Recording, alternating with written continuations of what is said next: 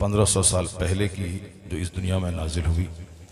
और इस किताब में लड़ाने और झगड़ा करने की बात है। लोग आमतौर पर कहते हैं इसमें इस किताब से टेररिज्म फैलता है, दहशतगर्दी फैलती है, इस किताब से नफरतों का माहौल पैदा होता है। जैसे इसी उत्तर प्रदेश का एक बदतमीज मुर्तद गुस्ताख रसूल काफिर, उसने कुरान पाक की 28 आयतों के हवाले से उन्होंने कहा कि इसमें नफरत की बात है। हाँ, वो कभी 26 कभी 28 से बोलता रहता है। वो इन आयतों के हवाले से इसमें जिहाद की लड़ाई झगड़े की बात की गई। तो खैर वो अपने अंजाम को पहुंच गया। अब वो ऐसी हालत में वो है कि कुरान के खिलाफ बोलने वाला धोबी का कुत्ता न घर का रहा न घाट का रहा। वो गया था नरसिंहानंद की गोद में बैठने के लिए ताकि मुझको वहाँ इज्जत मिले, कुर्सी मिले, लेकिन वहाँ भी इज्जत नहीं मिली। धुतकार के उस कुत्ते को वहाँ से निकाल दिया गया। अभी उत्तराखंड के जेल में बंद है। मौत और हयात के बीच में वह जूझ रहा है और बोल रहा है कि मेरी बीवी छूटी, मेरे बच्चे छूटे, मेरा सारा संसार छूटा, अब मैं खुदकुशी करके मर जाऊंगा। तुझे मर ही जाना चाहिए, तुम्हारे लिए जगह नहीं है, तुम्हारे लिए जहन्नम तैयार है, जाओ वहाँ की खतरनाक आग में जलते रहो। ये कुरान करीम का एजाज है कि वो जबरदस्त लानत उस पर बरसी के जीते जी वो बेसहारा हो गया, जलील और रुस्वा हो गया और सबसे अलग थलग पड़ गया। ये ताकत दुनिया वाला जान ले कि कुरान के खिलाफ जो भी जबान खोलता है उसका हश्र ऐसा ही होता है। और जो कुरान करीम पे खिताब करता है और जो कुरान करीम की अजमत बयान करता है, जो कुरान करीम के हवाले से गुफ्तगू करता है, वो कोई अहमद रजा खां हो तो फिर सारी दुनिया के उफक पे छा के बता देता है कि वादी रजा की कोहे हिमाला जिस्म तो देखिए वो इलाका रजा का है। आज सारी दुनिया में न किसी डॉक्टर राजेंद्र प्रसाद की धूम है, न किसी गांधी नेहरू की धूम है। गांधी की धूम इंडिया में है चूंकि वो राष्ट्रपिता थे। नेहरू की धूम इंडिया में है चूंकि वह हिंदुस्तान के पहले वजीर आजम थे। डॉक्टर राजेंद्र प्रसाद की धूम इंडिया में है चूंकि हिंदुस्तान के पहले राष्ट्रपति थे। अबुल कलाम आज़ाद की धूम इंडिया में है चूंकि हिंदुस्तान के पहले वजीर तालीम एजुकेशन मिनिस्टर थे। मगर बरेली में पैदा होने वाले उस खान की धूम आज पूरी दुनिया में है कि ऑक्सफोर्ड में, बर्कली में, साहब कैम्ब्रिज में, ऑस्ट्रेलिया यूनिवर्सिटी में, आज दुनिया की सारी दरसगाहों में, यूनिवर्सिटीज़ में उन पे थेसिस लिखकर पीएचडी की डिग्री हासिल की जा रही है। हिंदुस्तान का रहने वाला आज अमेरिका में तहकीक का मौजू बना हुआ। हिंदुस्तान में पैदा होने वाला आज ऑक्सफोर्ड और कैम्ब्रिज में रिसर्च का एक टॉपिक बना हुआ है। ये इस बात की दलील है कि जो कुरान करीम की तालीमात को आम करता है, अल्लाह तबारक व तआला उसके नाम को भी ज़मीन से उठा के आसमान पे पहुंचा देता है। आज वो खतीब जिसे कोई जानता तक नहीं था, आज वो उत्तर प्रदेश के किसी गांव से निकलकर सारे हिंदुस्तान के उफ़क़ पे छा गए। गली गली कूचे कूचे में उनका नाम है। ये इस बात की दलील है कि अगर वो रामायण बोलता तो कभी ये इज्जत न मिलती, ग्रंथ बोलता कभी ये इज्जत न मिलती, फिजिक्स केमिस्ट्री बायोलॉजी बोलता कभी ये इज्जत नहीं मिलती। ये कुरान पाक का एजाज है कि जो भी इस पर बोलता है वह ज़मीन से उठ के इज्जत के आसमान पे पहुंच जाता है। इसी को हुजूर ने फरमाया, इन्नल्लाह यरफ़अु बिहाज़ल किताब अक़वामा व यदअु बिही आख़रीन। बेशक अल्लाह इस किताब के जरिए बाज़ लोगों को बुलंद कर देता है और बाज़ को पस्त कर देता है। किसको बुलंद करता है? जो इस कुरान करीम को पढ़ता है, इसकी आयतों में गौर व फिक्र करता है और कुरान करीम पर अमल करता है और इस कुरान करीम की दावत को लेके वह समाज में खड़ा होता है, दूसरों तक कुरान करीम का पैगाम पहुंचाता है। उसके बारे में हुजूर ने कहा कि इस किताब के जरिए उन लोगों को अल्लाह बुलंद कर देता है और जो कुरान करीम को घर में रखता है, उस पे धूल जमा देता है, साल में कभी कभार शब बारात के मौके पे उठा के बगैर समझे बुझे चंद आयतों और सूरतों को पढ़ लेता है, न कुरान पाक की तालीम का असर कोई उसके वजूद में, न उसके कल्चर में, न उसके घर के शादी ब्याह अकीका खतना वलीमा में, न उसकी ज़िस्त में, न उसकी हयात में, न उसकी मौत में सारा कल्चर कुरान से हट के हो, तो कुरान उसके घर में क्यों न रहे, अल्लाह तबारक व तआला उसे इज्जत से महरूम कर देता है। आज सारी दुनिया में यह बात बोली जा रही है कि इज्जत मुसलमानों के लिए है, तो इज्जत है कहाँ? हुकूमत मुसलमानों के लिए है, तो हुकूमत है कहाँ? ये सिर्फ एक कहने सुनने की बातें हैं।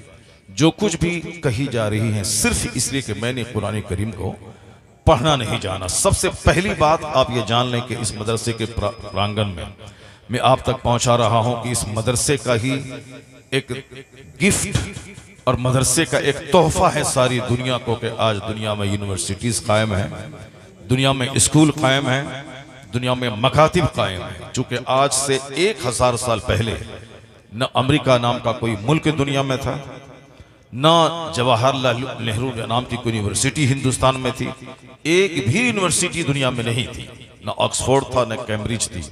ये सारी यूनिवर्सिटी की तारीख 600 से 500 साल के भीतर की, और हिंदुस्तान में जितनी दरसगाह हैं, चाहे बनारस हिंदू यूनिवर्सिटी हो, चाहे अलीगढ़ मुस्लिम यूनिवर्सिटी हो, चाहे कोई दरसगाह हो, ये सारी दरसगाहों की तारीख भी ठीक 250 साल के अंदर की है।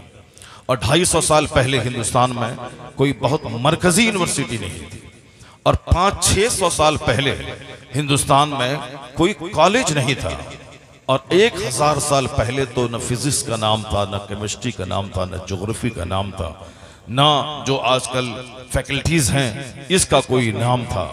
यूनिवर्सिटीज नहीं थी उस वक्त में, मगर मदरसा था। उस वक्त ये मदरसा स्पेन में चलता था, ये मदरसा मस्जिद नबवी के अंदर चलता था।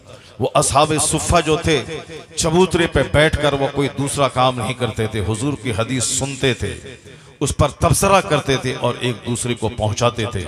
तो जो लोग आज मदरसे को आतंक का अड्डा कहते हैं वो जान लें कि जिस वक्त कॉलेज नहीं था मदरसा था, जिस वक्त यूनिवर्सिटी नहीं थी उस वक्त मदरसा था, जिस वक्त दुनिया में कोई मकतब नहीं था उस वक्त मदरसा था, और जिस वक्त अमेरिका नाम का कोई मुल्क नहीं था उस वक्त मदीना था, और मदीने का वह चबूतरा था जिस चबूतरे से दुनिया वालों को इल्म की ताकत का हुनर सिखाया जा रहा था। कि आज अमेरिका बोलता है knowledge is power, knowledge is light, शिक्षा शक्ति का नाम है और शिक्षा प्रकाश का नाम है, इल्म ताकत का नाम है और इल्म रोशनी का नाम है। तो अमेरिका 1000 साल के अंदर उनकी तारीख, और अभी वो बोला है कि इल्म ताकत है, सारे लोग ताकत हासिल करें, इल्म एक रोशनी है, सारे लोग उस इल्म से अपने बाल बच्चों को आरास्ता करें। आज सबसे ज्यादा जिस बात पे जोर दिया जाता है वो है नॉलेज, वो है शिक्षा, वो है इल्म। सारे लोग यही कहते हैं कि तालीम ने अमेरिका को कहां से कहां पहुंचा दिया, इल्म ने चाइना जैसे बुद्धिस्टों के छोटे से मुल्क को पूरी दुनिया की मंडियों में अपना माल फैलाने का मौका अता कर दिया। जापान जिसे 70 साल पहले अमेरिका ने 2 जबरदस्त बम गिरा के नागासाकी और हिरोशिमा को तबाह बर्बाद किया, आज वह जापान अमेरिका से ज्यादा मजबूत मुल्क, और वहां का प्रोडक्ट्स, वहां की पैदावार दुनिया की सारी मंडियों में सबसे इज्जत की निगाहों से जिसको देखा जाता है। हिंदुस्तान में आज से 400 साल पहले इंजीनियर कोई नहीं मिलता था, लेकिन आज लाखों इंजीनियर पैदा करने वाला हिंदुस्तान अमेरिका, यूरोप और गल्फ कंट्रीज में अपनी एक पहचान बना चुका है। तो आज ये कहना कि शिक्षा शक्ति का नाम, आज ये कहना कि इल्म ताकत का नाम है, कोई अजूबा चीज नहीं है।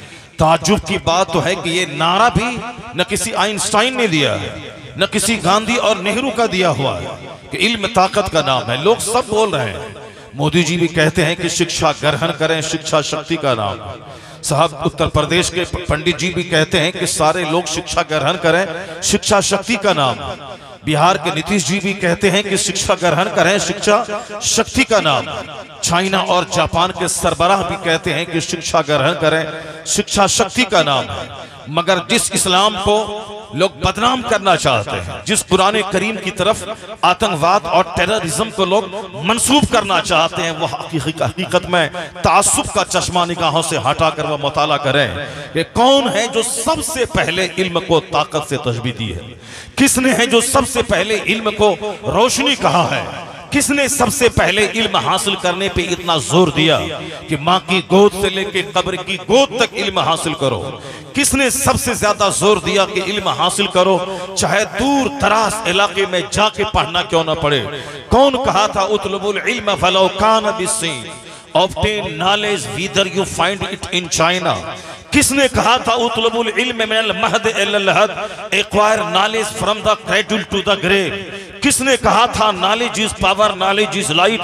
हकीकत की निगाहों से देखा जाए उस वक्त अमेरिका का पता तक नहीं था, चाइना जापान का वजूद था, मगर एक घिसा पटा, एक गरीबों और कमजोरों का एक मुल्क था। हिंदुस्तान एक मुल्क था जहां की चिताओं पे उनके पति को जला के राख किया, पत्नी को जला के राख किया जाता था। जहालत की इंतहा थी, जहां नहाने पे पाबंदी थी। जिस यूरोप में आज वहां इल्म की धूमधाम, किसने उस जमाने में जबकि महीनों महीनों लोग नहाते तक नहीं थे, उस जमाने में जबकि पति की चिता पे पत्नी को जला के मारा जाता था, उस जमाने में जब एक मकतब, एक स्कूल तक दुनिया में मौजूद नहीं था, किसने कहा 1400 साल पहले अरब के रेगिस्तान में पैगंबर आजम अलैहिस्सलाम ने एक स्लोगन, एक नारा दिया था कि उतलबुल इल्म, इल्म हासिल कर, मिनल महद इलल लहद, माँ की गोद से लेके कब्र की गोद तक। फाइनल इल्म नूरुन, इसलिए कि इल्म नूर का नाम है।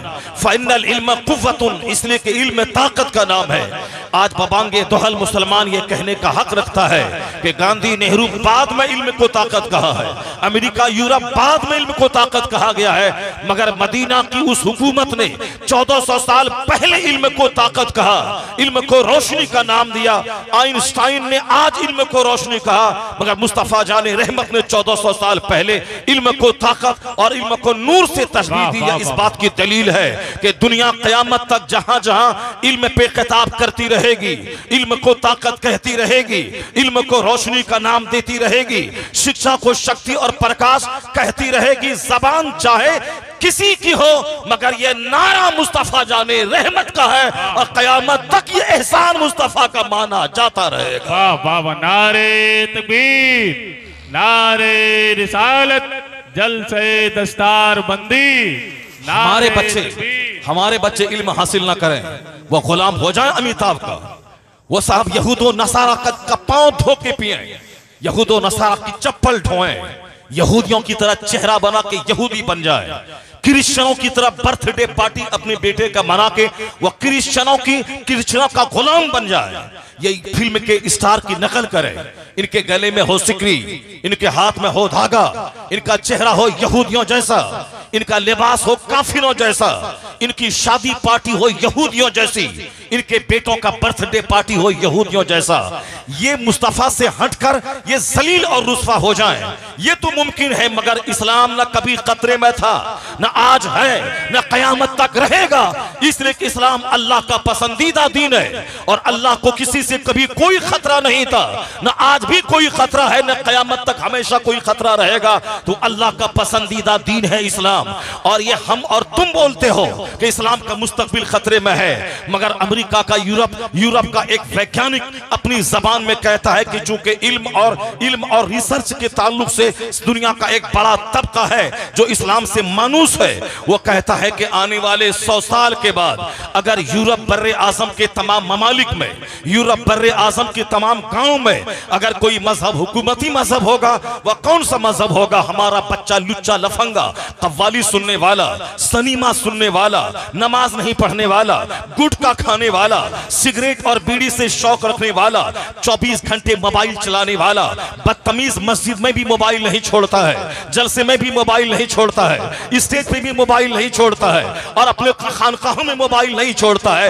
यहूदियों के पास 10 लाख का मोबाइल रहता है मगर उसका मोबाइल जेब में रहता है। यहूदियों के बेटे के पास 5 लाख का मोबाइल रहता है मगर उसका मोबाइल जेब में रहता है। मगर हमारे लुच्चे बेटे, लफंगे बेटे, जो ना दारोगा है, जो ना IAS ऑफिसर है, जो ना IPS ऑफिसर है, जो ना साइंटिस्ट है, ना वैज्ञानिक है, मैं कहता हूं हाँ 24 घंटे मोबाइल तुम चलाता है, अगर डीएम बन जाओ तो मेरा कलेजा ठंडा हो जाएगा। अगर तुम 5 घंटे मोबाइल चलाता है, आईपीएस ऑफिसर बन जाओ तो हिंदुस्तान के 40 करोड़ मुसलमानों का कलेजा ठंडा हो जाएगा। ये चोरी का मोबाइल 10,000 में खरीद के 24 घंटे उस पे क्या गचड़ गचड़ करता है। तो तुम दारोगा तो बन नहीं पाया, अलबत्ता फटीचर क्लास का एक आदमी बन गया, जोकर बन गया, छोकरी बाज बन गया, गुटखा खोर बन गया, समाज के लिए बोझ बन गया। जाहिर सी बात है जो सरकार की तालीम से हटेगा वह यहूदियों की ठोकर में चला जाएगा, और जो मुस्तफा से करीब होगा, सुन्नतों से करीब होगा, जो कुरान को सीने से लगाएगा,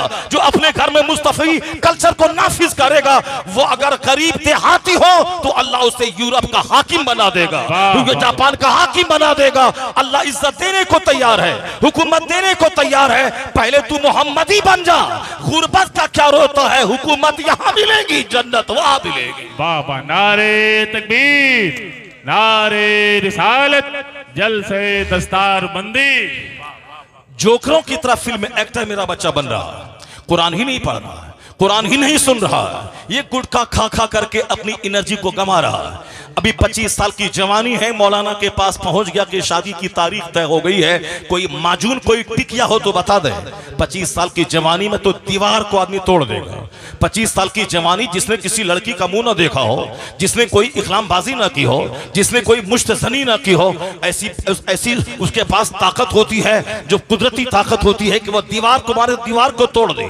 यहाँ तो 25 साल का जवान काल चिपक गया है, आंखें अंदर धंस गई है, वह बिल्कुल हिल रहा है। इसकी फजूल गोई ने, फजूल बदअमली ने इसको तबाह किया, फजूल गोई ने इसे तबाह किया, गुटखा खोरी ने इसे तबाह किया, इसे सनीमा देखने ने तबाह किया, इसे मुश्तजनी ने तबाह किया। मैं बूढ़ों से क्या उम्मीद रखूं?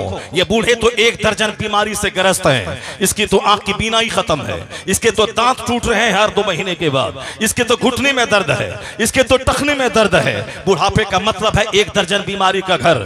बचपन का मतलब है गुल्ली डंडा खेलना, बचपन का मतलब है खेल तमाशा करना। बच्चे में आदमी गैर मुकल्लफ होता है, यानी मुकल्लफ नहीं होता, वो नमाज रोजा कुछ न पढ़े, बच्चा है। जवान होने के बाद नमाज फर्ज होती है, रोजा फर्ज होता है, शरीयत के कवानीन जवान होने के बाद बंदों की तरफ मुतवज्जह होते हैं। बचपन तो खेल का, बुढ़ापा बीमारी का, यह क्रीम पीरियड है जवानी का, जिसमें दुनिया भी सजाना है, आखिरत भी सजानी है, जन्नत जाने का काम भी करना है, और दुनिया में इज्जत के साथ रहने के लिए एक शानदार जॉब भी करनी है, बाल बच्चों को इज्जत से खिलाने के लिए एक भारी भारी आमदनी भी करनी है, यानी पढ़ना भी है, नौकरी भी करनी है, बिजनेस भी करना है। इसी पीरियड में केस मुकदमा, कचहरी, कोर्ट, शादी बियाह, बाल बच्चे पैदा करना, उसे पढ़ाना, घर मकान दुकान जमीन जगह गाड़ी छकड़ा, सारा काम इसी जवानी पे डिपेंड है। ताकि मैं दुनिया में खुशहाल रहूं, उसके लिए हमें 8-8 घंटे मेहनत करना पड़ेगा, उसे हमें 16-16 घंटे पढ़ के लड़के लोगों से नौकरी लेनी पड़ेगी। ये कौन तुमसे कहा कि हिंदुस्तान दूसरों का मुल्क है? यहाँ नौकरी मुसलमानों को नहीं मिलती है, और मुसलमानों को यहाँ गुटखा खाने की आजादी है। खूब 24 घंटे गुटखा खा के जवानी में आग लगा दो, और यह दूसरों का मुल्क है, नौकरी उसको मिलेगी। आज 9 साल से हिंदुस्तान में चल रहा है मोदी जी का, हिंदुस्तान में सिक्का चल रहा है अमित शाह का, आज कई साल से उत्तर प्रदेश में सिक्का चल रहा है पंडित जी का। यानी आज लोग कहते हैं कि हिंदुस्तान में यही 3, 4, 5 लोग हैं जो हिंदुस्तान को संचालन कर रहे हैं, और यही लोग कहते हैं ये इस्लाम के दुश्मन है। ये इस्लाम के दुश्मन इसी इनके जमाने में हर साल 25 से लेके 30 मुसलमान बच्चे आईएएस ऑफिसर बन रहे हैं, आईपीएस ऑफिसर बन रहे हैं। पिछले बार रिजल्ट निकला था 30 मुसलमान के बच्चे डीएम बने थे। उससे पहले रिजल्ट निकला था इसी हिंदुस्तान की सबसे बड़ी दरसगाह अल-जामिअतुल अशरफिया का एक प्रोडक्ट मौलाना शाहिद मिसबाही, उन्होंने आईएएस निकाल के आज हमारे बिहार में आईएएस ऑफिसर बन के एक लग्जरियस लाइफ गुजार रहा है, एक शानदार सी जिंदगी, एक मदरसे का प्रोडक्ट। इसी पीरियड में, जिस पीरियड में तू कहता यहां नौकरी नहीं मिलती, नौकरी मिलती नहीं है, नौकरी लड़ के ली जाती है। मुकाबला कहते ही उसे है जहां मुकाबला हो, जहां कोई 10-12 घंटे पढ़ रहा हो तो वहां 14 घंटे पढ़, जहां कोई 14 घंटे पढ़ रहा हो वहां तू 18 घंटे पढ़। पढ़ने के जमाने में सर के बाल उड़ने लगे, उड़ने दे। पढ़ने के जमाने में पांव की चप्पल घिसती हो, घिस जाने दे। पढ़ने के जमाने में एक बार भी परहेज का हुआ कपड़ा ना पहनना पड़े, मत पहन। पहनने के जमाने में दाल रोटी खानी पड़े तू खा, लेकिन मुकाबला कर उसका। अगर वह 14 घंटे पढ़ाता तू 18 घंटे पढ़, तो फिर मुकाबले में जब तू कामयाब हो जाएगा तो अच्छा पहनता रहेगा, अच्छा खाता रहेगा, अच्छी चप्पल पहनता रहेगा, अच्छी पगड़ी पहनता रहेगा। पहले मेहनत तो कर, ये क्रीम जवानी को तालीम के पीछे लगा दे। कौन बोलता नौकरी नहीं मिलती? इस बार अभी रिजल्ट निकला IAS का 8-10 दिन पहले, इसमें 7वां स्थान कश्मीर का एक मुसलमान का बच्चा निकाला है, और शुरू के 4 स्थान वह गैर मुस्लिम की बेटियों ने निकाला है। चूंकि बेटों को तो गुटखा खाने से फुर्सत नहीं है, उसको तो छोकरीबाजी करने से फुर्सत नहीं है, उसको तो 3 घंटे सिनेमा हॉल में बैठकर सिनेमा देखने से फुर्सत नहीं है, उसको तो जोकरी और मार धाड़ करने से फुर्सत नहीं है। ये बताएं कि किस कदर विडंबना और अलमिया है हिंदुस्तान का कि इतने सारे जवान मर्द को अल्लाह ने औरतों के मुकाबले में दोगुनी ताकत दिया है। ये रात में 12-12 घंटे जाग कर पढ़ सकता है, ये सरहद पे दुश्मनों से लड़ सकता है, ये हवाई जहाज से लेकर ट्रेन तक उड़ा सकता है और चला सकता है, ये 6-6 महीने पानी में गोता लगाकर वहां के हीरे जवाहरात से वह रोशनास हो सकता है, वह फजाओं में 10-10 महीने तक मुअल्लक रहकर वह कायनात की मिस्ट्री से वह बाखबर हो सकता है। ये मर्दों को अल्लाह ने ताकत उनके मुकाबले में ज्यादा दी है। मर्दों को दाढ़ियां दी हैं ताकि ज्यादा ताकतवर ये बने, मर्दों के चमड़े को मोटा किया है ताकि ताकतवर ये ज्यादा बने। औरतों को अल्लाह ने दाढ़ी नहीं दी है ताकि वह शौहर की आंखों की जीनत बनी रहे, वो अपने बाल बच्चों के लिए एक बहुत बड़ा ताकत का खजाना बनी रहे, वो अपने घर को जन्नत नुमा बनाने के लिए वो अपने घरेलू खातून बनी रहे। आज यहाँ मर्द है जो चूड़ी पहनते हैं, मर्द है जो लंबा बाल रख के रबड़ बांध रहे हैं, ये औरतें हैं जो जींस और टी-शर्ट पहन के मैदान में आ रही है। जिसको एक तमाचा मारा जाए वह चार करवट जाएगी, और जो साहब हमारी आवाज को सह नहीं सकती, जिसके पास रात में 5 घंटे दरवाजे पर खड़े रहकर फैक्ट्री के दरवाजे पर वह दरबानी नहीं कर सकती, वह हवाई जहाज फ्लाई नहीं कर सकती, वह ट्रेन चला नहीं सकती, वह ट्रक का ड्राइवर नहीं बन सकती, तो उसके चेहरे पे दाढ़ी इसलिए नहीं है ताकि वह घर में रहे, अपने बच्चों को सलाहुद्दीन बनाए, अपने बच्चों को औरंगजेब बनाए, अपने बच्चों को गाजी बनाए, अपने बच्चों को शहीद बनाए, अपने बच्चों को डीएम बनाए। वर नहीं तो अगर दोनों बराबर हैं तो एक साल मर्द बच्चा पैदा करें, एक साल औरत बच्चा पैदा करे, एक साल मर्द दूध पिलाएं, एक साल औरतें दूध पिलाएं। ऐसा जब नहीं हो सकता है, ना हिंदुइज्म में हो सकता है, ना क्रिश्चियनिटी में हो सकता है, ना जूस में हो सकता है, नहीं हो सकता है, तो फिर नारियों को मर्द के समान क्यों बोलता है? और जहां तक इज्जत का सवाल है, इज्जत जो इस्लाम ने दिया है वह कोई दूसरा मजहब नारियों को दे ही नहीं सकता है। इस्लाम ने तो कहा है कि नारियों के पांव के नीचे जन्नत है, इस्लाम ने तो कहा है माँ का चेहरा देखो तो हज मबरूर का अज्र मिलता है, माँ ने तो इस्लाम जो कहा है माँ की पेशानी चूम लो तो जन्नत की चौखट के चूमने का मजा मिलता है। इस्लाम ने तो बाप की जायदाद में औरतों को हिस्सा दिलाया, इस्लाम ने शौहर की प्रॉपर्टी में औरत को हिस्सा दिलाया, इस्लाम ने बेटों की जायदाद में माँ को हिस्सा दिलाया। एक औरतों को 3 जगहों से जो धनहीन थी उसे धनवान इस्लाम ने बनाया कि शौहर मरे तो उसकी प्रॉपर्टी में औरत को हिस्सा मिलेगा, बेटा मरे तो उसकी प्रॉपर्टी में माँ को हिस्सा मिलेगा, और अगर बाप मरे तो उसकी जायदाद में बेटियों को हिस्सा मिलेगा। औरतों को 3 तरफ से दौलतों में हिस्सेदार बना के इस्लाम ने उसे मालदार बनाया।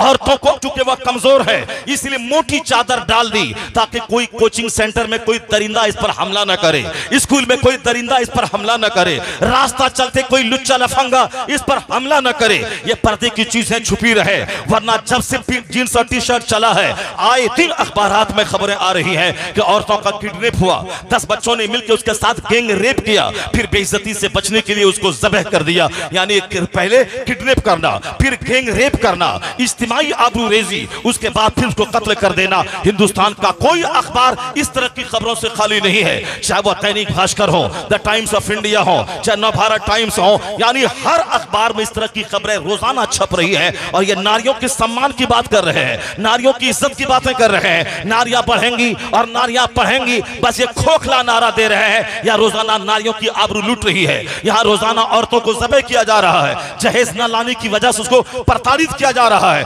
मुसलमान फैमिली में अगर कोई एक कैरोसिन छिड़कर आग लगाने की बात होती है तो करोड़ों में कोई एक केस 10 साल के बाद आता है, और वहां रोजाना खबरें पढ़ने को मिल रही है, फला हरिजन ने ऐसा किया, फला गैर मुस्लिम के घर में ऐसा हो गया। तो अपना दामन झांक के देख ले, कहां औरतों को प्रताड़ित किया जा रहा है, औरतों के सम्मान को नोचा जा रहा है। यहाँ तो इस्लाम ने औरतों को पर्दा इसीलिए दिया है ताकि इसकी आबरू बची रहे। ये किस कदर ताज्जुब की बात है। रेलवे स्टेशन पे मैं नमाज पढ़ता हूँ तो कहते हैं नमाज पढ़ने की जगह मस्जिद नहीं है। ये उसी स्टेशन पर एक लड़का एक लड़की एक दूसरे से चिपक रहा है, चुमा चाटी कर रहा है, कोई खबीस बोलने वाला नहीं है कि इस तरह की हरकतों से क्या मैसेज समाज में जाएगा। एक गलत मैसेज जा रहा है, लोग देखेंगे उस पर क्या गुजरेगा, एक गलत काम यहाँ क्यों कर रहा है, कोई नहीं बोलता। नमाज पढ़ो, अपने खालिक को सजदा करो। ये सालिम कहते हैं नमाज पढ़ने की जगह नहीं है और वहां चूमा चाटी करो, कोई बोलने वाला नहीं है। ये आदमियत है या हैवानियत है, ये शराफत है या शरारत है। एक स्कूल में एक लड़की चड्डी पहन के आ रही है, चपरासी भी मजे लेके देख रहा है, प्रोफेसर भी मजे लेके देख रहा है, टीचर भी मजे लेके देख रहा है, किरानी भी मजे लेकर देख रहा है, स्कूल के सारे अफराद मजे लेके देख रहा है। उसी माहौल में अगर एक लड़की निकाब पहन के आ रही है तो उसको कहता है ये भूतनी है, ये चुड़ैल है, ये आतंकवादियों की बेटी है, बदतमीज वहां नंगी आ रही है, कोई बोलने वाला नहीं। और एक औरत सर से लेके पांव तक हिजाब में आ रही है तो उसको सारे लोग नोच रहे हैं। कौन कहा कि शराफत बढ़ रही है, इल्म बढ़ रहा है, इल्म घट रहा है, शरारत बढ़ रही है, लोग हैवान बन रहे। मुस्तफा ने सच कहा था 1400 साल पहले, तुम जाओ अकूलो अक्सर ज़ाले का ज़मान, एक वक्त ऐसा आएगा अक्सर लोगों की अक्लें छीन ली जाएंगी। शरारत यही है कि निकाब अच्छा नहीं लगता और चड्डी अच्छी लगती है। क्या तू उसकी परवाह कर रहा है,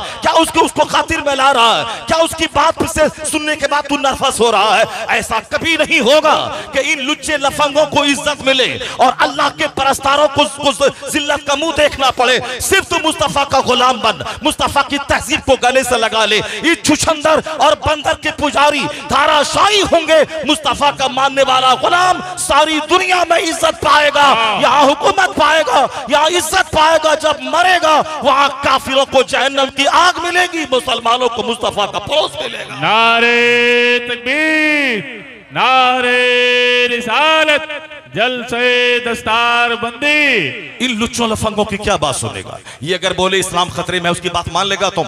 ये बोले इस्लाम का मुस्तकबिल खतरे में, इसकी बात मान लेगा तुम? नहीं माने हो। इसलिए इनके पास न कोई इज्जत है, न कोई वकार है, न इसके पास कोई अकीदा है, न कोई इसके पास कोई शराफत है। ये बताए मैं नमाज पढ़ता हूं तो बोलता है नमाज ना पढ़े, और उसके बाद वहीं बैठ कर कोई चूमा चाटी कर रहा, कोई बोलने वाला नहीं है। आखिर जमाने में इंसानों की अक्लें छीन ली जाएंगी। आज मुसलमानों की जिम्मेदारी बढ़ गई है, इसको शऊर से जीना है। मुसलमानों के बच्चों को आज मेहनत से इल्म हासिल करना होगा और दुनिया को बताना होगा तुमने जिस जहालत को इल्म समझा वो इल्म नहीं है। इल्म शराफत का नाम है, इल्म आबियत का नाम है, इल्म मॉरलिटी का नाम है। हमारे कुछ लोग हैं जो उसका झोला ढोते हैं, उसका पांव धो के पीते हैं और ये बोलते हैं कि उसका मुल्क है, यहां तो उसका नाज उठाना पड़ेगा। किसने तुमको कहा कि उसका मुल्क है? यह तुम्हारे बाप दादाओं का मुल्क है। 1200 साल पहले जो जिन्होंने कलमा पढ़ा, जिनसे कब्रिस्तान भरा पड़ा है, ये उनका मुल्क है। उनका अगर मुल्क है तो मेरा भी मुल्क है, उनका मुल्क है तो मेरा भी मुल्क है। और उनका बादशाह तो जुज़वी और प्रोफेशनल होता है, मेरा बादशाह गरीब नवाज तो 800 साल से अजमेर में रह के सारे भारत को चला रहा है। इसे किसका मुल्क है? दूसरों का नहीं है। ये मुल्क तो ख्वाजा गरीब नवाज का है, ख्वाजा गरीब नवाज के साथियों का है। और तुम कैसे बोला कि दूसरों का मुल्क है? मुकाबला सख्त है, पढ़ाई बढ़ा दे। मुकाबला सख्त है, जागना बढ़ा दे। मुकाबला सख्त है, हिम्मत बढ़ा दे। मुकाबला सख्त है, कपड़े और मकान और गाड़ी की तरफ नहीं बल्कि शिक्षा और इल्म की तरफ जा। 10 बीघा जमीन है, सबको बेच डाल। अपने बच्चों को डीएम बना, अपने बच्चों को एसपी बना, अपने बच्चों को प्रोबेशनरी ऑफिसर बना, अपने बच्चों को जुडिशरी में भेज, अपने बच्चों को लॉयर बना, अपने बच्चों को जज बना, अपने बच्चों को हिंदुस्तान के सारे दफातर में भेज दे ताकि दुश्मन मजबूर हो जाए तुम्हें रखने पर तुम्हारी क्वालिटी को देखकर। क्वालिटी बढ़ा दे। वो डिग्रीधारी मत बन, वह झोला छाप डॉक्टर मत बन, बल्कि डिग्रीधारी भी मत बन। अभी क्वालिटी को देखा जाता है। क्वालिटी जिसके पास रहे वह ना चाह करके भी तेरे बच्चों को डीएम बनाता है। तो उसे हिंदुस्तान चलाने के लिए आदमी चाहिए, और आदमी वही जिसके पास एबिलिटी मौजूद हो। वो तो कमजोरों की कहानी है कि दूसरों का मुल्क है। ये लोग अमेरिका से लौट के आते हैं, मैं अक्सर बोलता हूं, ये बोले कि अमेरिका की सड़कें हिंदुस्तान से अच्छी हैं, चलेगा। वह बोले कि जापान की बिल्डिंग हिंदुस्तान की बिल्डिंग से ज्यादा फ्लैग बोस है, वो चलेगा। वह हिंदुस्तान से ज्यादा अमेरिका यूरोप की तारीफ करें, चलेगा। और मेरा बच्चा अमेरिका से घूम के आने के बाद नहीं बोलता वहां के व्हाइट हाउस हिंदुस्तान की पार्लियामेंट हाउस से ज्यादा खूबसूरत है, वहां की सड़कें हिंदुस्तान से ज्यादा अच्छी चिकनी है। नहीं, वो यही बोलता है हिंदुस्तान हिंदुस्तान है। अमेरिका से अच्छा हिंदुस्तान हमारा, चाइना से अच्छा हिंदुस्तान हमारा, ब्रिटेन से अच्छा हिंदुस्तान हमारा, नॉर्वे कनाडा से अच्छा हिंदुस्तान हमारा। और हम फख्र से कहते हैं इन सारे जहां से अच्छा हिंदुस्तान हमारा, हम बुलबुले हैं इसकी ये गुलसिता हमारा। तो हमने वो नारा दिया था, आज वो नारा हर शख्स की जबान पे है। हमारे बाप दादाओं ने हिंदुस्तान के जर्रे जर्रे से प्यार करना सिखाया है। दो चार लुच्चे लफंगों को देखकर ये नहीं बोला जाएगा कि इस्लाम खतरे में है। हिंदुस्तान दिल्ली की कोई बंदरिया इस्लाम और पैगंबर इस्लाम और कुरान के खिलाफ बोले तो उसको सुनने के बाद तुम नर्वस मत हो जाना कि मुसलमान बनने की सजा ये मिल रही है। वो हमारे पैगंबर और हमारे कुरान के खिलाफ वो अपमानित जुमले इस्तेमाल कर रहा है। उन जोकरों की बात पे कान ही नहीं धरना है। वह सिर्फ चंद रोटी खाने के लिए कुत्ता जैसे भौंकता है, उसी तरह दो रोटी खाने, कुर्सी हासिल करने, सीट लेने, एमएलए बनने, प्रधान बनने, विधायक सांसद बनने के लिए वह भौंकता है। और कोई मुद्दा अगर नहीं मिलता है तो एक इस्लाम मुद्दा मिलता है, एक कुरान उसको मुद्दा मिलता है। उस कुरान और इस्लाम के खिलाफ जहर उगल के अपने ग्रुप में वह हीरो बनना चाहता है, वरना उसकी इल्मी लियाकत का तो ये आलम है।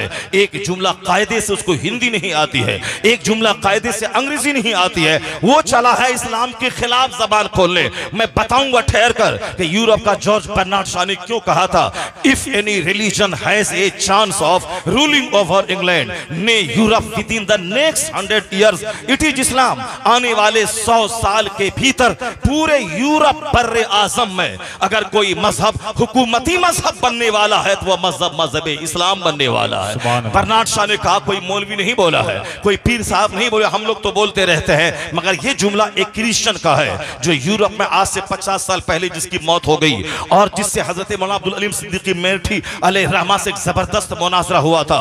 उससे इस्लाम से इतना इंप्रेस्ड हुआ कि उसने दुनिया का जायजा लेने के बाद यह जुमला अपनी जबान से निकाला था। ऐसा महसूस हो रहा है कि जो इल्म की धमक, साइंसी तहकीक, कुरान पाक की तालीम की रोशनी जो दुनिया भर में फैल रही है, उसको देखकर यह कहा जा सकता है कि आने वाला वक्त इस्लाम का इतना खूबसूरत वक्त आ रहा है कि सिर्फ ऑस्ट्रेलिया अमेरिका नहीं बल्कि यूरोप जो दुनिया का सबसे तरक्की याफ्ता बर्रे आजम है, उन्होंने कहा था यूरोप बर्रे आजम में अगर कोई मजहब हुकूमती मजहब बनने वाला है तो वह मजहब मजहब इस्लाम बनने वाला है। जरा ठहर के मैं इस पर तबसरा करता हूं, वह पहले हवाई बातें नहीं बल्कि मैं अपने पढ़े लिखे बच्चों को बावर में करा दूं कि कुरान करीम नफरत फैलाता है या इल्म का उजाला फैलाता है। कुरान करीम में जिस तहकीकात को दुनिया के सामने रखा है, आज यूरोप का दानिश्वर देख के दंग रह रहा है। आज ऑस्ट्रेलिया का और साहब थाईलैंड की राजधानी बैंकॉक का प्रोफेसर वह कलमा पढ़े बगैर नहीं रह रहा है। वह कौन सी आयत थी जिसको कि थाईलैंड की का एक जबरदस्त वैज्ञानिक उसको देखने के बाद वह कलमा पढ़े बगैर नहीं रह सका।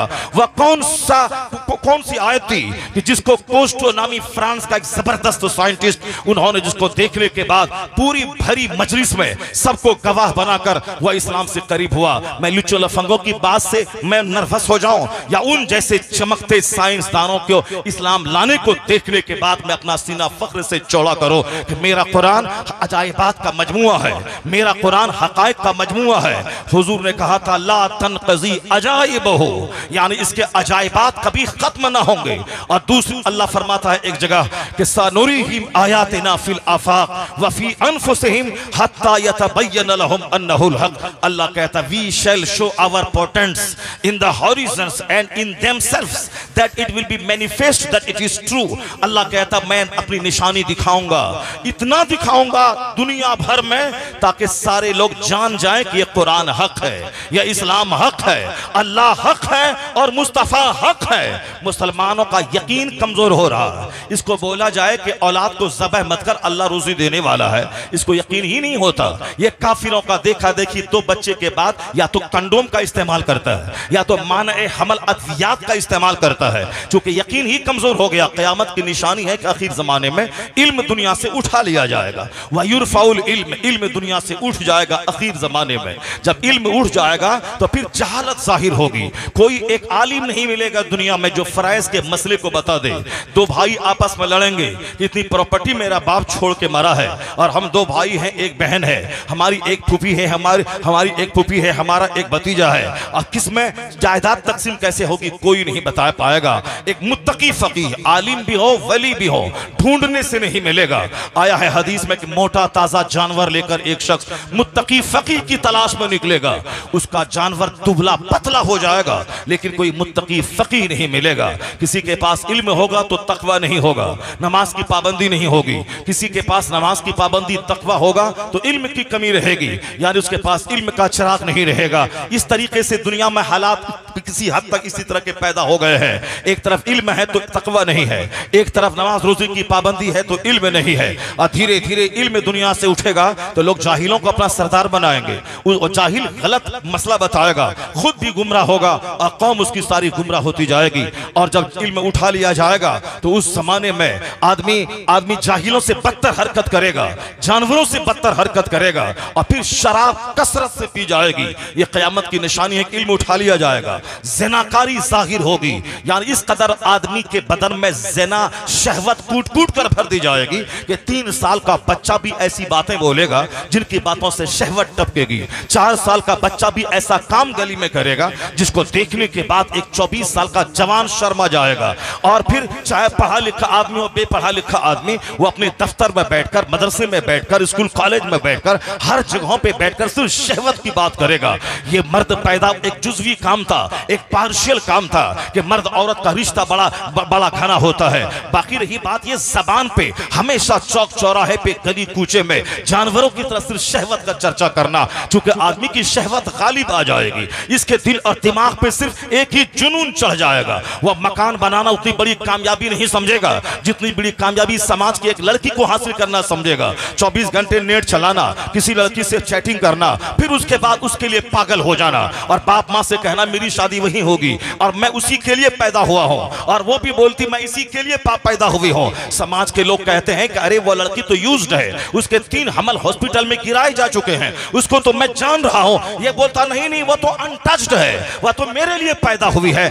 शहवत अंधा बना देती है, शहवत आदमी को भले बुरे की तमीज खोने पर मजबूर कर देती है। जब इल्म घटेगा तो शहवत बढ़ेगी। 4 साल का बच्चा, 7 साल का बच्चा, 8 साल का बच्चा, मेरी आंखें समाज में गली कूचों में इस तरह की हरकतों को देखती हैं, और मैं इस हदीस से पाक को पढ़ता हूँ किस कदर हुजूर ने 1400 साल पहले जिस जमाने में मर्द ताकतवर होते थे, जिस जमाने में शहवतों का इतना चर्चा नहीं था, जिस जमाने में आला कामयाबी हासिल करना यही उनका मतमहे नजर था, जिस जमाने में जिहाद करना, 30-30 साल अपने गांव छोड़कर सरहद पे रह के इस्लाम बचाना, ये वहां के मर्दों का कमाल था। और वहां की औरतें इस कदर साबिरा शाकिरा, इस कदर जबरदस्त ताकत वाली होती थी कि शौहर की जुदाई में 30 साल गुजार देती, न नजर बहकती थी, न जबान बहकती थी, न उनके हाथ बहकते थे, न उनके पांव बहकते थे। यहां तो 10 दिन की जुदाई में ये सारा तमाशा होता कि निगाहें भी आजाद हैं, जबान भी आजाद है, आंख भी आजाद है,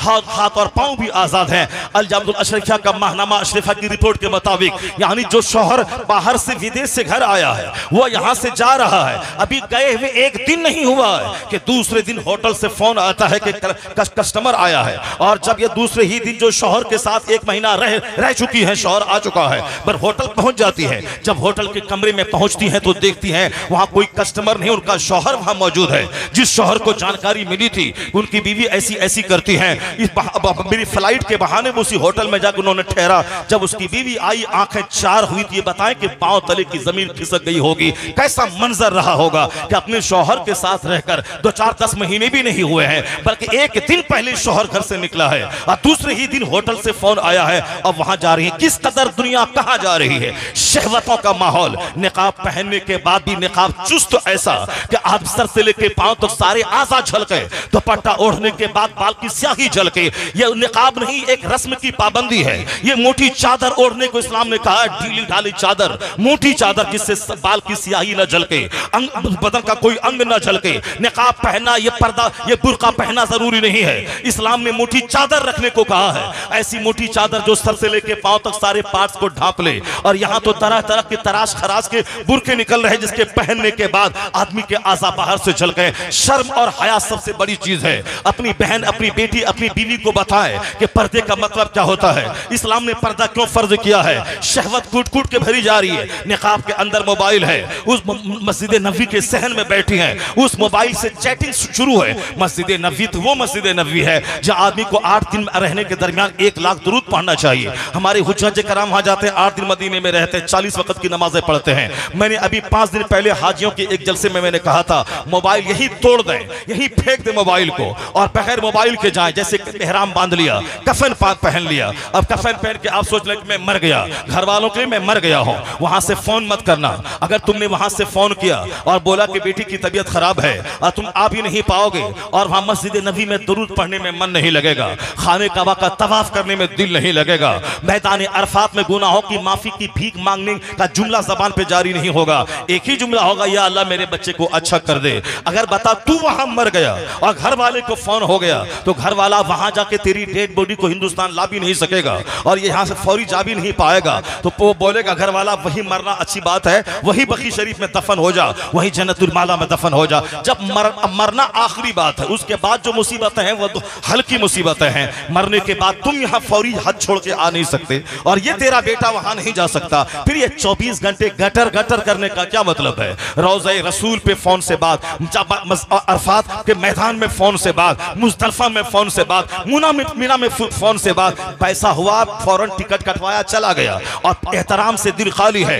जहां जुनैद और बायजीद जैसे बुजुर्ग सांस रोककर हाजिरी देते हो ताकि सांस चलने की आवाज भी मुस्तफा के रोजे पे बुलंद न होने पाए, और वहां से जाए कि मोबाइल लेकर अपने घर वालों से कहना कि मैं हुजूर के रोजे पे खड़ा हूं, तुम वहां से सलाम कर। बदतमीज, तुम हुजूर के रोजे के सामने खड़ा है, तुम सलाम नहीं पढ़ रहा है और तेरी बीवी वहां से 5000 किलोमीटर दूर है, उससे सलाम पढ़वा रहा है। पहले तुम सलाम पढ़ने का तरीका सीख ले। जहां सांस की आवाज बुलंद न हो वहां फोन की आवाज बुलंद कर रहा है। कुछ कमीने ऐसे होते हैं जो अपनी पीठ को रोज़े रसूल की तरफ करके वो ऐसे सेल्फी लेते हैं, उसे तो जाना ही नहीं था, मर जाना था।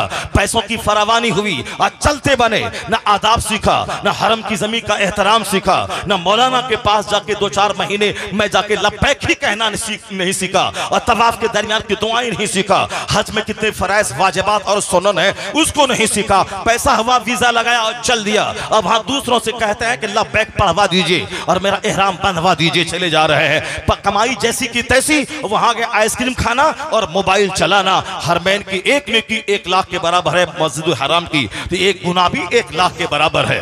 वह मस्जिद हराम, दुनिया की दूसरी मस्जिदों में दुनिया की बात करना हराम है और दुनिया की दूसरी मस्जिदों में जो दुनिया की बात करता हो उसकी नेकियों को इस तरह से ये दुनिया की बातें खा जाती हैं जिस तरह से आग को लकड़ियां खा जाती हैं। आपके गांव की मस्जिद, इस मस्जिद में दुनिया की बात करना हराम और नेकियों को खा जाती है जिस तरह आग लकड़ी को खाती है। और मस्जिद हराम जो दुनिया की सबसे बड़ी मस्जिद, जिस मस्जिद का एक सजदा 1 लाख के बराबर, जहां का एक रुकू 1 लाख के बराबर, उस मस्जिद हराम में घंटों घंटों फोन पे चिपका रहना, फोन से बातें करना और वह हालत एहराम में फोटो लेकर व्हाट्सएप पे डाल देना और उसको यूट्यूब के जरिए पूरे अपने दोस्तों में शेयर करना, उसको फेसबुक के जरिए। बदतमीज, बेहतर था कि तू नहीं जाता वहां जाके। ये क्या खरबों गुना तुमने मोल ले लिया? जो हिंदुस्तान में हराम था तो था ही, वो वहां जाके 1 लाख गुना ज्यादा गुना तुम करके आ गए। इसलिए हदीस में एक पढ़ता हूं आपके सामने, जब नापाक कमाई, नाजायज कमाई, झूठ बोल के जो माल कमाया हो, जो दूसरों की जमीन पर गासिबाना कब्जा करके माल कमाया हो, नाजायज कमाई और फिर नाजायज नीयत है। नीयत यह है कि चाहे जन्नत मिले ना मिले, अभी 50 गाड़ी आगे पीछे लखनऊ छोड़ने के लिए जाए, 50 माला गले में रहे। अगर कोई दोस्त नहीं आया तो जिंदगी भर गिरा बांध के रखना है। मैं हज को जा रहा था, तुम मिलने नहीं आया, वो मेरा समधी मिलने नहीं आया, वो हज से वापस आने के बाद उसी गिरह को बांधे रहता है। जबकि शैतान को कंकड़ी मारने का मतलब है वह दुनिया को मार दिया, दुनिया को पांव के नीचे रौंद दिया, तमाम नाजायज ख्वाहिशात को पांव के नीचे रौंद दिया। नहीं, वहां से आके गिरह बांध के लाता है। अब सुनिए वो हदीस पाक, जब एक शख्स नाजायज कमाई से झूठ बोलकर जो माल जमा किया हो गलत तरीके से, उसको लेके जब हज को जाता है और वह एहराम का कपड़ा पहन करके 2 रकअत नमाज पढ़ के जब वह लब्बैक कहता है, लब्बैक अल्लाहुम्मा लब्बैक, लब्बैक ला शरीक लक लब्बैक इन्नल हम्द व निअमत लक वल मुल्क ला शरीक लक, तो फयुनादी मुनादी मिनस समा, आसमान से एक आवाज लगाने वाला आवाज लगाता है, ला लब्बैक वला सादैक ज़ादुका हरामुन व हज्जुका मरदूदुन। यानी आवाज आती है आसमान से, आवाज लगाने वाला एक आवाज लगाता है, एक फरिश्ता, जाओ जाओ, तेरा सफर का खर्चा वो हराम का था और तेरा लब्बैक कहना कबूल नहीं है। तेरे हज को तेरे चेहरे पे मार दिया गया है। दुनिया में तो हज का ठंडोरा पीटा गया, खूब आइसक्रीम खा के और फोन से बात करके आए। तुम्हें तो समझना चाहिए, तो कफन पहन लिया तो अब मैं चलो मर जाऊं वहां तो मेरी नस्लें मेरी मौत पे रश्क करेंगी कि मेरा दादा, मेरा परदादा, मेरा बाप हरम की जमीन में मौत पाया, तो नस्लें फख्र करेंगी। और अगर तू वापस आ गया वहां से हरमैन शरीफैन की बरकतें हासिल करके, तो जब तू 40 दिन के बाद अपने बच्चों से मिलेगा, ऐसा लगेगा जैसे दूसरी जिंदगी अल्लाह ने अता कर दी। उस वक्त मिलने में जो मजा आएगा, ये फोन से बात कर करके इस सफर को क्यों बेबरकत बनाता है। जो जायज कमाई से, दुनिया को मालूम हो या ना हो, हज मुझ पर फर्ज है, मुझको अदा करना है। नमाज फर्ज है, मैं 5 वक्त मस्जिद नमाज पढ़ने जाता हूं। कौन माला पहनाया जाता है, कौन जुलूस निकलता है। रोजा फर्ज है, हर साल 1 से लेकर 30 रोजे तक मैं रखता हूं। कौन माला पहनाता है, कौन 2-4 गाड़ी से मुझको सी ऑफ करता है। ज़कात फर्ज है, हर साल पाई पाई का हिसाब निकाल कर, चाहे 1 करोड़ है तो 2.5 लाख, 1 लाख है तो 2500, जितने हैं उतनी की ज़कात मैंने निकाल दी। मेरा माल पाक और मेरा दिल भी पाक, क्योंकि ज़कात का मकसद ही होता है कि तेरे दिल में माल न रहे, तेरे दिल में माल देने वाले की मोहब्बत रहे। और ज़कात का मकसद ये होता है कि माल पाक हो जाए, तो माल भी पाक और दिल भी पाक। अगर ज़कात नहीं निकली तो माल भी नापाक। 1 करोड़ में 2.5 लाख ज़कात, 2.5 लाख में 2 लाख निकाला, 50,000 नहीं निकाला, सारा माल नापाक। 1 रुपया भी ज़कात का अगर रह गया असल माल में, इल्ला अफसदतहु, सारे माल को तबाह बर्बाद करके रख देता है। यहां तो 1 करोड़ है, 2.5 लाख निकालने में सीने में दर्द होता है, इसलिए ज़कात फर्ज है ताकि सीने का वह दर्द खत्म हो जाए, वह सीने में माल न रहे, माल देने वाला रहे, वह माल देने वाले की मोहब्बत रहे और यह माल भी पाक हो जाए। तो फर्ज था मैंने निकाला, रोजा फर्ज था मैंने रख लिया, ज़कात फर्ज थी मैंने निकाल दिया, नमाज फर्ज है 5 टाइम में पढ़ने जाता हूं। उसी तरह हज फर्ज है, ये चारों पिलर है। हज फर्ज हुआ, जैसे हज फर्ज हुआ, बाप पर फर्ज हो तो वो अदा करे, माँ पे फर्ज है तो वो अदा करे, बेटे पर हज फर्ज है तो वो पहले अदा करे। ये जहालत वाली बात ना बोले कि माँ बाप हज किया नहीं और बेटा जा रहा है, ये जहालत है, ये जहालत और लाइल्मी की बात है। बेटा साहिब इस्तिताअत है, वो हज करे, माँ बाप को भी साथ लेके जाए तो नूरुन अला नूर। अगर उतने पैसे नहीं है तो खुद अपना हज करना फर्ज है। अगर वह माँ बाप को भेज रहा है तो उसका फर्ज अदा ना होगा, और कोई भी फर्ज नफल कबूल नहीं होता है जब तक कि फर्ज अदा ना करे।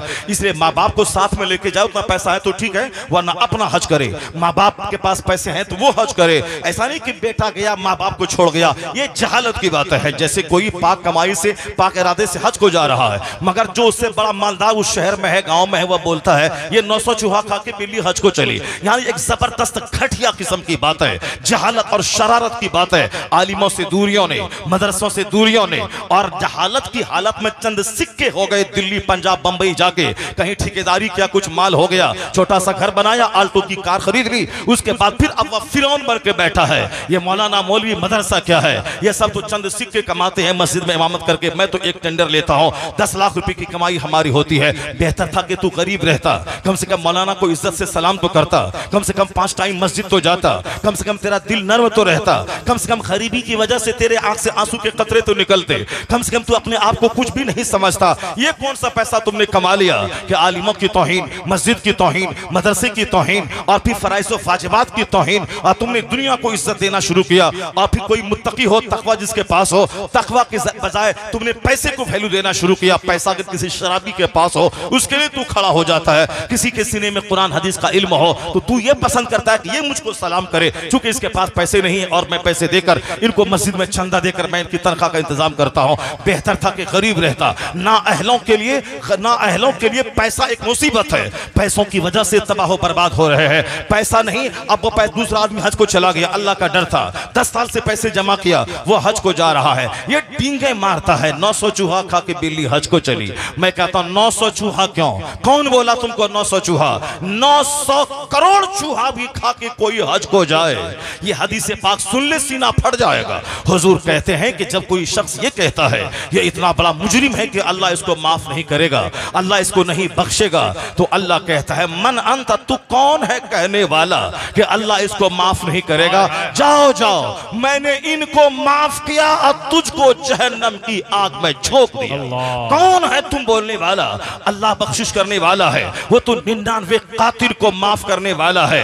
अल्लाह वो दिल देखता है कि दिल में कितनी मोहब्बत, कितना खौफ अल्लाह का है। नमाज, रोजे, हज, जो ज़कात फराइज और वाजिबा फराइज हैं, इसको तो अदा करना ही है। एक वक्त की नमाज छोड़ना हराम और गुनाह कबीरा है, और नमाज फर्ज आज़म है, नमाज का छोड़ना भी गुनाह आज़म है। नमाज छोड़ने के बाद अगर कोई बोले तो अल्लाह तो दिल देखता है, उसकी झूठी बात नहीं मानी जाएगी। फराइज और वाजिबात की अदायगी के बाद अगर वह बोलता है मैं तो बज़ाहिर सजदा करता हूँ, कबूल करना अल्लाह का काम है, मैं तो सिर्फ कानून पे अमल करता हूँ, अब वह रोता रहता इलाही मेरा काम था बज़ाहिर कानून पे अमल करना, मैं नहाया धोया, कपड़ा मेरा पाक, जगह पाक, बदन पाक, मैंने जाहिरी तौर पर क़िरात सीख ली, रुकू और सजदा कर रहा हूँ, बाकी कबूल करना तेरा काम है। वो बोले फजल इलाही से कबूल होगा, वो बोले अल्लाह के करम से कबूल होगा। यहाँ शराब पीता है और बातें इस तरह की डींगे मारता है, 900 करोड़ चूहा खा के अगर कोई हज को जाए, अगर अल्लाह ने हज कबूल कर लिया, उसके सारे गुनाहों को माफ कर दिया, तो तेरा सीना क्यों फटता है?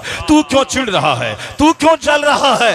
900 करोड़ चूहा खा के जाए, अगर हज कबूल हो गया तो हदीस में आया है, उलमा कराम से पूछ ले, सरकार फरमाते हैं हज मबरूर का बदला सिर्फ जन्नत है, बाकी कुछ नहीं।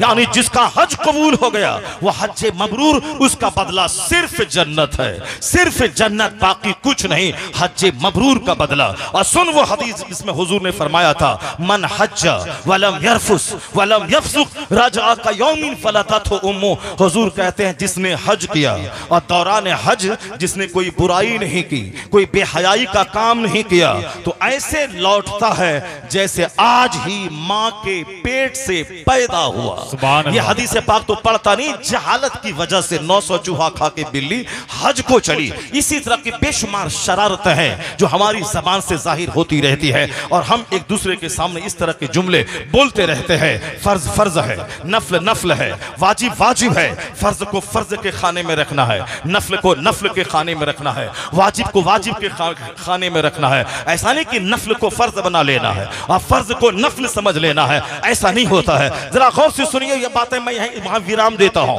उसके बाद मैं कुरान के अजायबात पे तबसरा करता हूं कि किस तरह सारी दुनिया में, इस साइंटिफिक वर्ल्ड में किस तरह कुरान के अजायबात वाज़े हो रहे हैं। ये लुच्चे लफंगों की वजह से हमारे बच्चे नर्वस ना हो, बिल्कुल ना हो। दौलत कमाना कमाल नहीं, मकान बनाना कमाल नहीं, कुरान पाक पढ़ना कमाल है, कुरान पाक पे अमल करना कमाल है, झोपड़ी में रह के ईमान बचाना कमाल है। वरना हम क्या दौलत कमा पाएंगे? हिंदुस्तान का एक काफिर 100 करोड़ की कार खरीदा है, उसके पहिया की कीमत है 10 करोड़ रुपए। मैं अपना घर बेच दूं, 10 बीघा जमीन बेच दूं, मैं अपनी डिजायर बेच दूं, फिर भी उसके एक पहिया की कीमत के बराबर ये नहीं हो पाएंगे। इतनी दौलतें अल्लाह ने काफिरों को दी हैं, इतनी दौलतें उसके पास है। उसके पास जो मकान है 36 मंजिला मकान, जिसकी कीमत कई हजार करोड़ रुपए है, जिसने न्यूयॉर्क अमेरिका में, जिसने लंदन में उन्होंने 4000 करोड़ का होटल खरीदा हो। कितनी दौलतें उसके पास हैं, लेकिन हमारे पास कितनी दौलतें हैं? उसके मुकाबले में कुछ नहीं, जीरो में हो। मुसलमानों में 10 एक मुट्ठी भर 10 आदमी के पास अगर अरबों खरबों की दौलत है, अगर यूसुफ लुलू मॉल वाला का लखनऊ का अगर वो हजारों करोड़ का मालिक है, तो कितने लोग 40 करोड़ हिंदुस्तानी मुसलमानों में इक्का दुक्का ऐसे लोग हैं। और वहां तो कदम कदम पे ऐसे लोग हैं जिनकी कार की कीमत 10 करोड़ रुपए है, जिनके मकान की कीमत कई हजार करोड़ रुपए है। बेतहाशा दौलत है। अगर तुम आलिम से दूर रहे, मुमकिन है उसका मकान तेरे ईमान को लूट ले। अगर तुम दिल में इल्म दोस्ती से अलग रहा, मुमकिन है उसकी कार तेरे ईमान को छीन ले कि इनके पास इतनी कार है, ये काफिर होके, तो फिर मैं मुसलमान हूं, मुसलमान होने की ये सजा मिल रही है। अब एक साइकिल भी मेरे पास ठीक से नहीं, बुलेट भी नहीं है, उनके पास 10-10 करोड़ की कारें हैं, तो सीना हिल जाएगा। इसीलिए आलिमों की सोहबत में रहना, दीनी गुफ्तगू सुनना, रोजाना किताबों का मुताला करना इसलिए जरूरी करार दिया गया है। बुजुर्गों ने कहा है जो मौलवी 10 साल 20 साल पढ़ने के बाद 3 दिन लगातार किताबों का मुताला छोड़ दे, उनका दिल मरने लगता है, उनका दिल बुझने लगता है, वह भी जाहिलों की तरह बोलने लगता है जिस तरह आजकल लोग बोल रहे हैं। 20 साल मदरसे में पढ़े और यहां से चले गए JNU, वहां दाढ़ी भी छोटी हो गई और वहां सर से टोपी भी उतर गई, क्योंकि अब ये साहब ये पोस्ट ग्रेजुएशन कर रहे हैं। और उसी JNU का लड़का जो बचपन से इंग्लिश मीडियम में पढ़ रहा है, वह MSc करते हुए क्लास में वो बहद्दे शरत तक दाढ़ी भी रख रहा है, वह क्लास के टाइम में पैंट शर्ट, उसके बाद वो पंजाबी पायजामा पहन रहा है और वह कुरान पाक का अंग्रेजी ट्रांसलेशन पढ़ रहा है, और उसके दिल में इस्लाम का दर्द पैदा हो रहा है। और यह 20 साल पढ़ने के बाद वहां गया, 20 दिन भी नहीं हुआ कि चेहरे की दाढ़ी भी छोटी हो गई, असर से टोपी भी उतर गई। इसका मतलब है कि किताब पढ़ा, वो किताब दिल में नहीं उतरी है। सिर्फ ज़बानी तौर पर पढ़ना कमाल नहीं है, बल्कि उसे दिल में जगह देना, उस पर गौर व फिक्र करना, यह कमाल है। बुजुर्गों ने कहा है कि मुताला मरते दम तक करते रहना है। जमीन फौरन सूख जाती है जब 2-4 दिन तेज धूप होती है, जमीन मर जाती है। उसको दोबारा जिंदा करने के लिए बारिश मतलूब है, जाके अंदर से पानी डालें या फिर आसमान का पानी पड़े, तब वह खेत जिंदा होता है, तब दूसरी फसल लगती है। 2-4 दिन की धूप जमीन को मार देती है, जलाकर राख कर देती है। उसी तरह 2-4 दिन घोंडों की सोहबत, लुच्चों की सोहबत, लफंगों की सोहबत, बेनमाजी की सोहबत, दुनियादारों की सोहबत, यह दिल को मार देती है, यह दिल को जला के राख कर देती है। इसलिए हुजूर ने कहा था, मालदारों के पास मत बैठना ए आयशा, मालदारों के पास बैठने से दिल सख्त हो जाता है।